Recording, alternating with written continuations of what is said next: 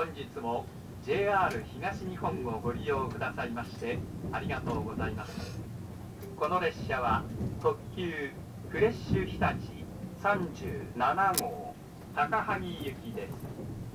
途中柏、土浦、石岡、友部、水戸、勝田、大三日、日立多賀、日立に停車いたします。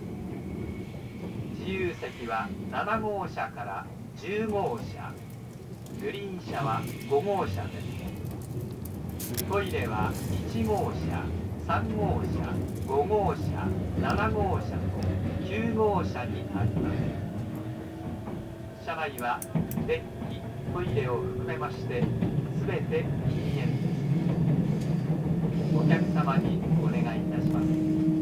携帯電話をご使用の際は周りのお客様のご迷惑となりませんよう電気をご利用ください。次は柏に停車いたします。Ladies and gentlemen, welcome aboard the Fresh Hitachi Limited Express bound for Takahagi. We will be stopping at Kashiwa, Tsuchiura, Ishioka, Tomobe, Mito, Katsuta, Omika, Hitachi Taga, and Hitachi. Cars 7 through 10 are for passengers without seat reservations. Car 5 is for passengers with green car reservations. Restrooms are available in cars 1, 3, 5, 7, and 9. Please do not smoke in this train. If you wish to use a mobile phone, please go to the end sections near the doors. The next stop will be Kashiwa. We wish you a pleasant journey. Thank you. 本日も JR 東日本常磐線をご利用くださいまして誠にありがとうございます。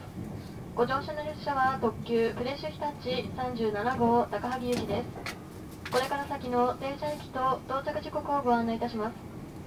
次の柏には15時49分、土浦16時12分、石岡16時22分、友部16時34分、水戸16時45分、勝田16時50分、大三日17時ちょうど、日立多賀17時4分、日立17時9分、終点高萩には17時20分の到着です。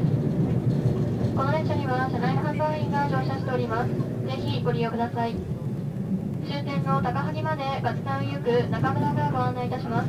よろしくお願いいたします。ご利用くださいましてありがとうございます。次は柏に停車いたします。